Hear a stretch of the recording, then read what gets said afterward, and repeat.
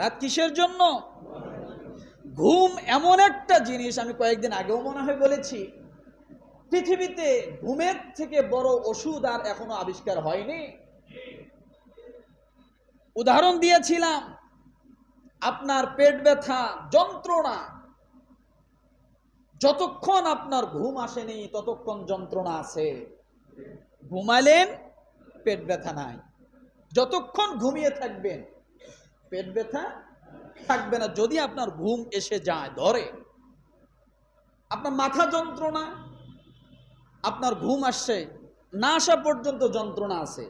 যখন আসবে তখন আপনার মাথায় আর যন্ত্রণা, হাজার টেনশন, টেনশনের ওষুধ, ঘুমানোর ওষুধ কত কি খান, কিন্তু যখন আপনার ঘুম আসবে দুনিয়ার কোনো টেনশন আর মাথায় ভিড় জমাবে না। রব্বুল আলামিন সেই কথা বলেন, রাত একটা নিদর্শন করে দিলাম। শুধু তাই নয়, বান্দারে সারাদিন পরিশ্রম করেছ, সমিলের মধ্যে গাছ উঠাইছ, বিশাল বড় বড় গাছগুলো ধরে ধরে, সমিলে যে সমস্ত আমার শ্রমিক ভাইয়েরা কাজ করে, অনেক বড় বড় গাছগুলা উঠাইতে হয়, ঘাড়ে নিতে হয়, এরপরে সমিলের সামনে নিতে হয়। আমার কাছে মনে হয় সবচাইতে, পৃথিবীর সবচাইতে বড় কষ্টের একটা কাজ। এত পরিশ্রম করল, সন্ধ্যাকালীন সময় বাসায় চলে গেল। ওই বান্দা কয়েকটা লোকমা খাবার যখন তুলে দিল মুখের ভিতরে, শরীরের মধ্যে তার ব্যথা, সারাদিন পরিশ্রম করেছে।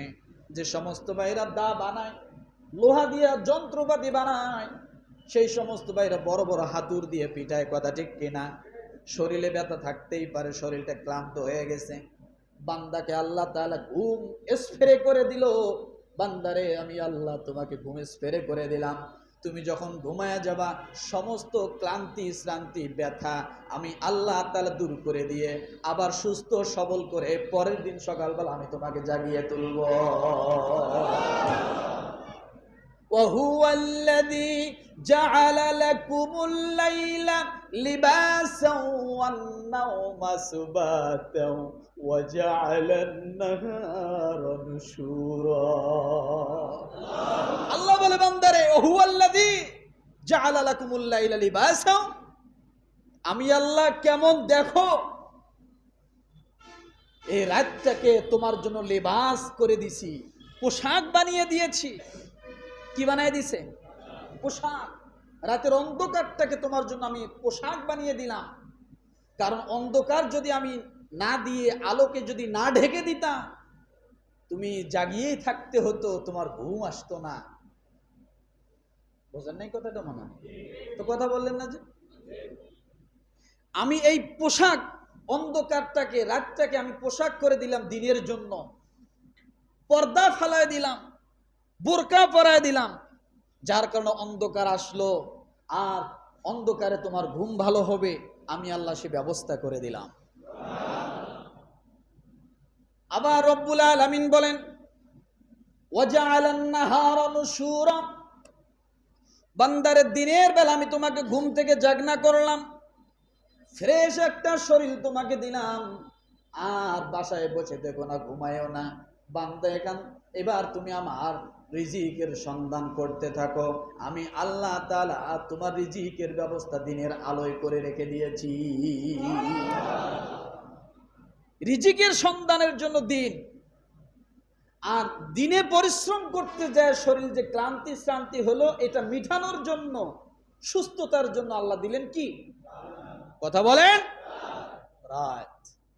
আমার ভাইরা, এরপরে রব্বুল আলামিন ওই আয়াতে কি বলেন? সূরা আনামের 60 নম্বর আয়াতে, রাতে মৃত্যু দেই, দিনের বেলা আমি আল্লাহ আবার তোমাকে নতুন একটা জীবন দান করি। কারণ দেখো বান্দারে, কত মানুষ রাতের বেলা ঘুমিয়ে গেছে, বালিশের সঙ্গে ঘুমিয়ে আছে।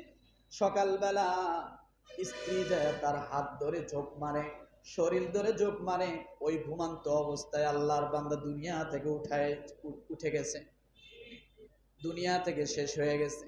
আল্লাহ বলে, আমি এটা করলাম না, আমি আল্লাহ তাআলা নতুন জীবন আবার তোমাকে দান করে দিই। আমি আল্লাহ আবার নতুন করে বাঁচার ক্ষমতা তোমাকে দিয়ে দিলাম।